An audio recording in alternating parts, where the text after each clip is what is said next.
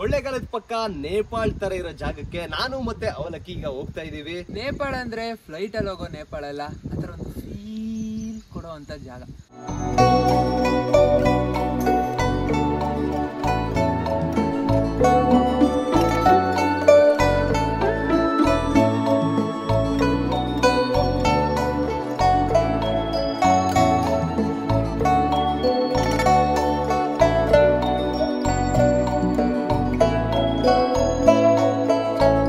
ನೇಪಾಳ ತರ ಫೀಲ್ ಕೊಡೋ ಜಾಗ ಕೊಳ್ಳೇಗಾಲದಿಂದ ಬರೀ 45 ಕಿಲೋಮೀಟರ್, ಮೈಸೂರಿಂದ ಬರೀ 88 ಕಿಲೋಮೀಟರ್, ಬೆಂಗಳೂರಿಂದ 180 ಕಿಲೋಮೀಟರ್.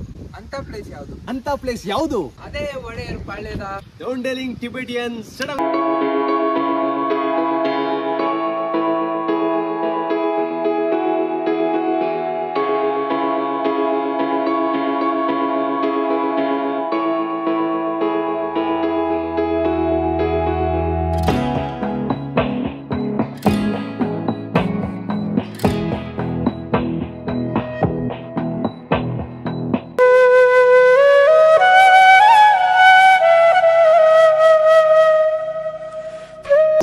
ಹಳ್ಳಿ ವಾತಾವರಣ ನೋಡೋಕೆ ಎಷ್ಟು ಚೆನ್ನಾಗಿರುತ್ತೆ. ಈ ತರ ಹಸು ಮೇಯಿಸ್ಕೊಂಡು ಕುರಿ ಮೇಯಿಸ್ಕೊಂಡು ಆರಾಮಾಗಿ ಒಂದು ಬುತ್ತಿ ಕಟ್ಕೊಂಡು ಅಣ್ಣ ಹೋಗ್ತಾ ಇದಾರೆ.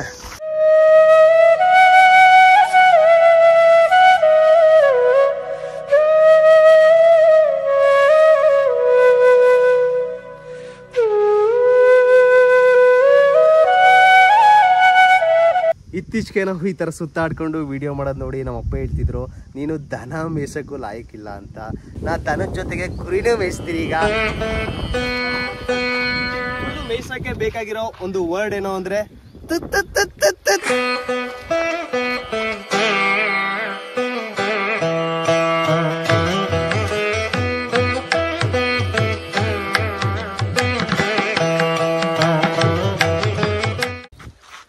ನಮ್ಮ ಅವಲಕ್ಕಿ ಎಷ್ಟು ಚೆನ್ನಾಗಿ ಹಸುಗೆ ಹುಲ್ ತಿನ್ನಿಸ್ತಾ ಇದ್ದಾನೆ. ಹಸುಗೆ ಇಷ್ಟು ಚೆನ್ನಾಗಿ ಹುಲ್ ತಿನ್ನಿಸ್ತಿರ್ಬೇಕಾದ್ರೆ ತನ್ನ ಹಸುಗೂಸಿಗೆ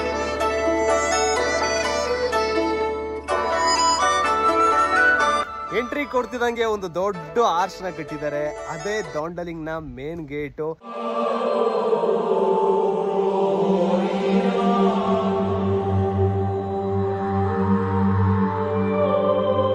ಇಲ್ಲಿ ನೋಡ್ತಾ ಇದ್ದೀರಾ 0 to 5 ಕಿಲೋಮೀಟರ್ ವರೆಗೂ ಇದೆ. ಮತ್ತೆ ಇಲ್ಲಿ ನೋಡ್ತಾ ಇರ್ಬೋದು ಇಷ್ಟೊಂದು ಪ್ಲೇಸಸ್ಗಳಿದೆ. ಆದ್ರೆ ಥಿಂಕ್ ಮಾಡ್ತಿದ್ದೀರಾ ಇಷ್ಟೊಂದು ಜಾಗಗಳು ಇವರ ಒಂದು ಜಾಗದಲ್ಲಿ ಇದೆ ಅಂತ. ಬಟ್ ಅವ್ರಿಗೆ ಕೊಟ್ಟಿರುವಂತ ಜಾಗ ಬರೋಬ್ಬರಿ 3000 ಎಕರೆ ಜಾಗ.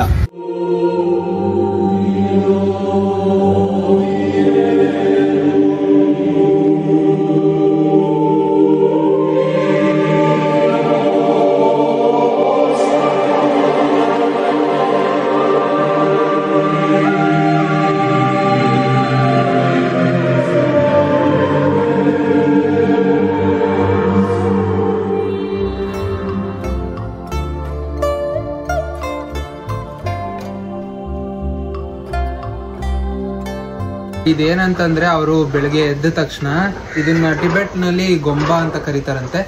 ಅವರು ಬೆಳಗ್ಗೆ ಎದ್ದ ತಕ್ಷಣ ನಾವ್ ಹೆಂಗೆ ಮಂತ್ರ ಹೇಳ್ತೀವೋ ಅದೇ ತರ ಅವ್ರು ಇದನ್ನ ತಿರುಗಿಸ್ತಾ ಕೈಯಲ್ಲಿ ಮಣಿ ಇಟ್ಕೊಂಡು ಶ್ಲೋಕಗಳನ್ನ ಹೇಳ್ತಾ ಹೋಗ್ತಾರಂತೆ.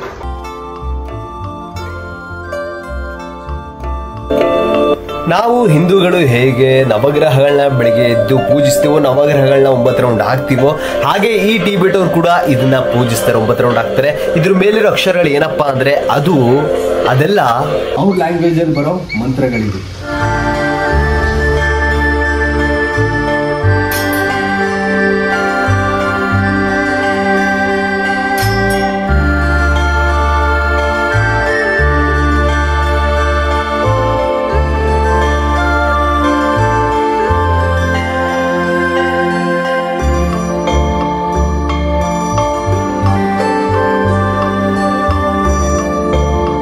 ಎಷ್ಟು ಚೆನ್ನಾಗಿ ಮೇಂಟೈನ್ ಮಾಡಿದ್ದಾರೆ. ರೋಡ್ನಾಗಿರ್ಬೋದು, ಅವ್ರ ಏರಿಯಾ ಆಗಿರ್ಬೋದು. ಹೌದು, ತುಂಬಾ ನೀಟಾಗಿ ಎಲ್ಲೂ ಕಸ ಚೆಲ್ಲದೆ ನನ್ನ ಪ್ರಕಾರ ಕ್ಲೀನ್ ಮಾಡ್ಕೋತಾರೆ ಅನ್ಸುತ್ತೆ. ಅವಾಗವಾಗ ಪ್ರತಿದಿನ ಮಾಡ್ಬೋದು. ಯಾಕಂದ್ರೆ ಎಲ್ಲೂ ಕೂಡ ಈ ರೋಡಲ್ಲಿ ಎಷ್ಟು ನೈಸ್ ಆಗಿದೆ ರೋಡ್ ಅಂದ್ರೆ, ಒಂದು ಕಸ ಕೂಡ ಒಂದು ಪ್ಲಾಸ್ಟಿಕ್ ರೋಡಲ್ಲಿ. ಆದರೆ ಇಲ್ಲಿನವರು ಎಷ್ಟು ಏನಂತಾರೆ ಅದಕ್ಕೆ, ಕ್ಲೀನ್ಲಿನೆಸ್, ಸ್ವಚ್ಛತೆ. ಇಲ್ಲಿನವರು ಎಷ್ಟು ಸ್ವಚ್ಛತೆನ ಕಾಪಾಡ್ಕೊಂಡಿದ್ದಾರೆ ಅಂತ ಗೊತ್ತಾಗುತ್ತೆ.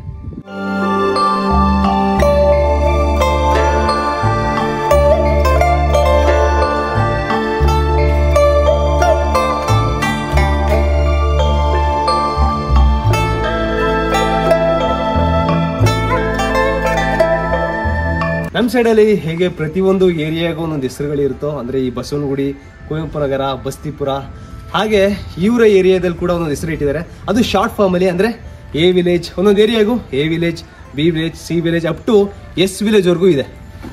ಡೋಂಡಲಿಂಗ್ಸ್ ಟಿಬೆಟಿಯನ್ ಸೆಟಲ್ಮೆಂಟ್. ಈ ಸೆಟಲ್ಮೆಂಟ್ ಅಂದರೆ ಏನು ಅಂದರೆ ನೇಪಾಳಿಯನ್ಸು ರೆಫ್ಯೂಗಿ ಆಗಿ, ಅಂದರೆ ನಿರಾಶ್ರಿತರಾಗಿ ಇರುವಂಥ ಜಾಗನೇ ಸೆಟಲ್ಮೆಂಟ್ ಅಂತ ಕರೀತಾರೆ. ಈ ಸೆಟಲ್ಮೆಂಟ್ಗಳು ಕರ್ನಾಟಕದಲ್ಲಿ 3 ಜಾಗದಲ್ಲಿದೆ. ಮೊದಲನೇದು ಕುಶಾಲ್ ನಗರ ಹತ್ರ ಇರೋ ಬೈಲ್ಗುಪ್ಪೆಲಿ, ಎರಡನೇದು ಹುಣಸೂರ್ ಹತ್ರ, ಮತ್ತೆ ಮೂರನೇದು ನೀವು ಇವಾಗ ನೋಡ್ತಾ ಇರೋ ಚಾಮರಾಜನಗರದಲ್ಲಿ.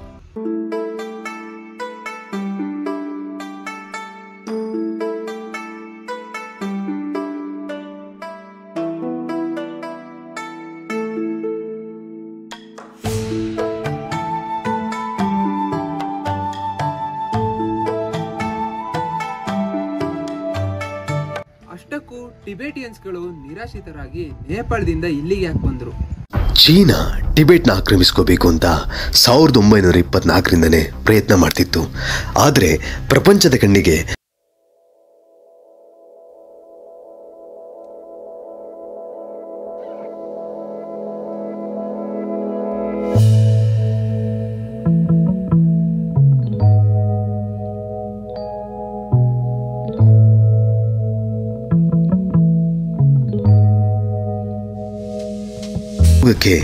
ದಲೈಲಾಮನನ್ನು ಕೂಡ ಕೇಳಕ್ ಬಿಡಲ್ಲ. ಆ ಒಂದು ಡಾಕ್ಯುಮೆಂಟ್ ಅಲ್ಲಿ ಏನಿತ್ತು ಅಂದ್ರೆ ಟಿಬೆಟ್ನ ಜನಗಳು ಒಂದಾಗಿ ತಾಯ್ನಾಡೋದಂತ ಚೀನಾಗೆ ಹಿಂತಿರುಗಿದ್ದಾರೆ ಅಂತ ಇತ್ತು. ಅಸಹಾಯಕಾರಿಯಾಗಿದ್ದ ಟಿಬೆಟ್ನ ಅಧಿಕಾರಿಗಳು ಏನೂ ಮಾಡಕ್ಕಾಗದೆ ಆ ಒಂದು ದಾಖಲೆಗೆ ಸಹಿ ಹಾಕಿ ಬಿಡ್ತಾರೆ. ಸಹಿ ಹಾಕ್ಸ್ಕೊಂಡಿದ್ರು ಕೂಡ ಟಿಬೆಟ್ ಸ್ವತಂತ್ರವಾಗಿ ಇತ್ತು. ಆದ್ರೆ ಚೀನಾ ಕಂಟ್ರೋಲ್ ಅಲ್ಲಿ ಮಾಡಿಕೊಂಡಿತ್ತು.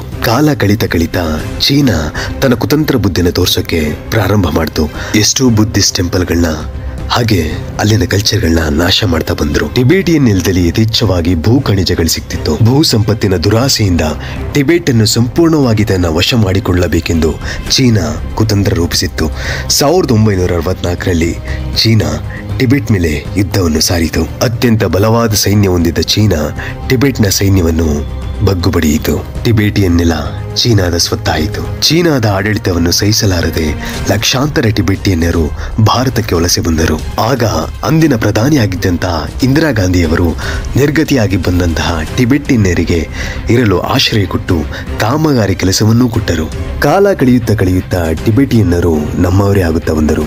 ಕರ್ನಾಟಕದಲ್ಲಿ ಅಂದಿನ ಮುಖ್ಯಮಂತ್ರಿ ಆಗಿದ್ದಂತ ಎಸ್ ನಿಜಲಿಂಗಪ್ಪ ಅವರು 1985ರಲ್ಲಿ ಒಡೆಯರ್ ಪಾಳ್ಯದಲ್ಲಿರೋ ಈ 3000 ಎಕರೆ ಜಾಗನ ಅವರು ಕೊಡ್ತಾರೆ. ಅಂದಿನಿಂದ ಟಿಬೆಟಿಗರು ನಿರ್ಭಯವಾಗಿ ಸಂತೋಷದಿಂದ ಬದುಕುತ್ತಿದ್ದಾರೆ. ಹಸಿವು ಅಂತ ಬಂದಾಗ ಆಶ್ರಯ ಕೊಟ್ಟ ಭಾರತಕ್ಕೆ ಮತ್ತೆ ಕರ್ನಾಟಕಕ್ಕೆ ಟಿಬೆಟಿಯನ್ನರು ಯಾವತ್ತೂ ಚಿರಋಣಿಯಾಗಿರ್ತಾರೆ.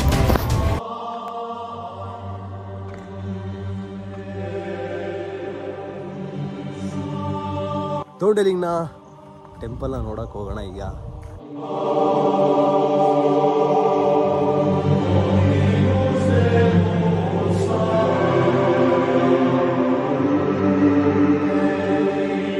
ನಾವು ಹೇಗೆ ದೇವ್ರನ್ನ ಪೂಜಿಸೋಕೆ ಮಂತ್ರಗಳು ಹೇಳ್ತೀವೋ ಹಾಗೆ ಇವರು ಕೂಡ ದೇವ್ರನ್ನ ಪೂಜಿಸೋಕೆ ಅವರ ಒಂದು ರೀತಿಯಲ್ಲಿ, ಅವರ ಒಂದು ಶೈಲಿಯಲ್ಲಿ ಮಂತ್ರ ಹೇಳ್ತಿದ್ದಾರೆ. ಆ ಪೂಜೆ ಹೇಗಿರುತ್ತೆ ಅಂತ ನೋಡೋಣ.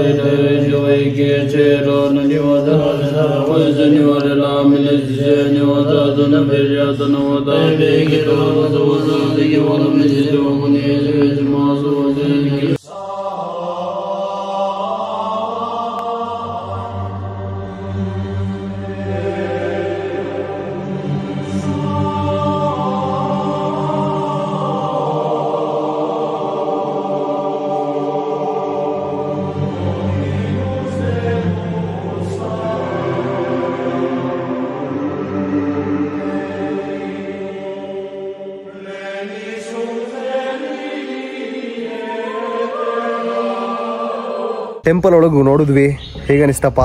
ಹೌದು, ತುಂಬ ಪೀಸ್ಫುಲ್ ಆಗಿರುತ್ತೆ. ಅಂದರೆ ತುಂಬ ಶಾಂತಿಯುತವಾದ ಜಾಗ ಇದು. ಅಲ್ಲಿ ಒಳಗೆ ಹೋಗ್ತಿದ್ದಂಗೆ ಈ ಥರ ಮಾತಾಡೋಕ್ಕೆ ವಾಯ್ಸೇ ಬರಲ್ಲ. ಹೌದು, ಈ ತರ ಯಾಕಂದ್ರೆ ಮಾತಾಡ್ಬೇಕು ಅಷ್ಟೊಂದು ನಿಶಬ್ದತೆಯಿಂದ ಕಾಪಾಡ್ಕೊಂಡಿದ್ದಾರೆ ಒಳಗಡೆ. ಅವರು ಏನೋ ಶ್ಲೋಕಗಳನ್ನ ಹೇಳ್ತಿದ್ದಾರೆ. ಆ ಶ್ಲೋಕಗಳಂತೂ ಒಂಚೂರು ಅರ್ಥ ಆಗಿಲ್ಲ, ಬಟ್ ಅದರಲ್ಲಿ ಏನೋ ಒಂಥರ ಪೀಸ್ ಇತ್ತು. ಹೌದು, ನಮ್ಗೇನು ಅರ್ಥ ಆಗದಿರ್ಬೋದು, ಬಟ್ ಅವರಲ್ಲಿ ಒಂದು ಭಕ್ತಿ ಇತ್ತು.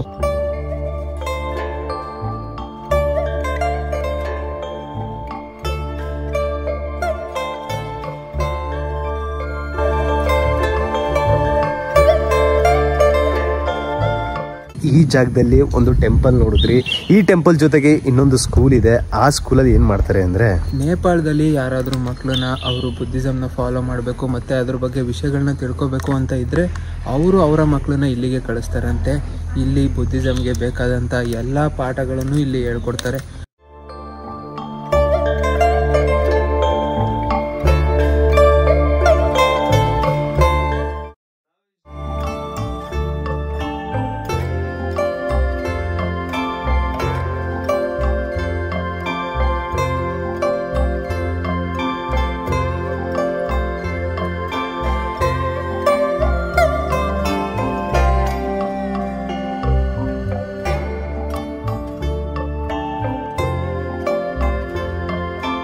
ನಮಸ್ಕಾರ. You are from Arunachal Pradesh. From how many years you are living here? 6 years. You are becoming monk, preach. Yes. Okay, all the best. You don't know, sorry. You know, yes, Anusha. Brother, you don't watch films or movie songs. You are full monk. For your entertainment, what is there here? Sir.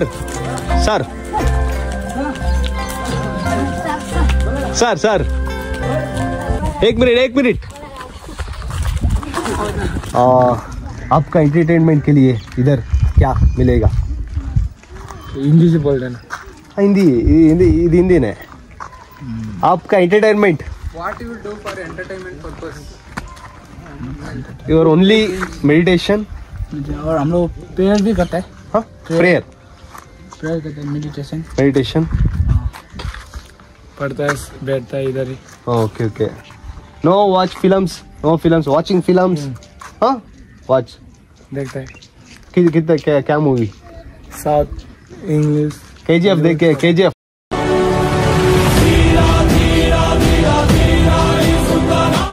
Thank you. All the best for your future. Okay. Thank you. Becoming top monk. Bye. Thank you. Shukriya.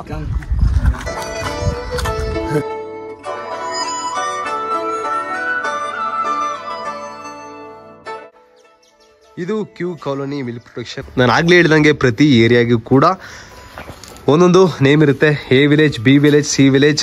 ಹಾಗೆ ಈಗ ನಾವು Q ವಿಲೇಜಲ್ಲಿ ಹಾಲನ್ನ ಕೊಡ್ತಿರೋದು ನೋಡ್ತಾ ಇದ್ದೀವಿ. Sir, Kannada ಬರುತ್ತಾ? ಸ್ವಲ್ಪ sir. ಈಗ ಪ್ರತಿಯೊಂದು ವಿಲೇಜಲ್ಲೂ ಈ ಥರ, ಅಥವಾ ಇದೊಂದೇ ವಿಲೇಜಲ್ಲಿ ಹಾಲು ಕೊಡೋದಾ? ಎಲ್ಲ ಟಿಬೆಟ್ ಕ್ಯಾಂಪ್ಗೂ ಇದೆ. ಅಂದರೆ ಇಡೀ ಟಿಬೆಟ್ ಕ್ಯಾಂಪ್ಗೆ ನಿಮ್ಗೆ ಇಲ್ಲಿಂದಾನೇ ಹಾಲು ಹೋಗುತ್ತೆ. ಹೊರಗಡೆಯಿಂದ ನಂದಿನಿ ಹಾಲು ಯಾವುದು ಬರಲ್ಲ. ಪ್ಯಾಕೆಟ್ ಹಾಲು ಯಾವುದೂ ಇಲ್ಲ ಇಲ್ಲಿ ಇದು ಫ್ರೆಶ್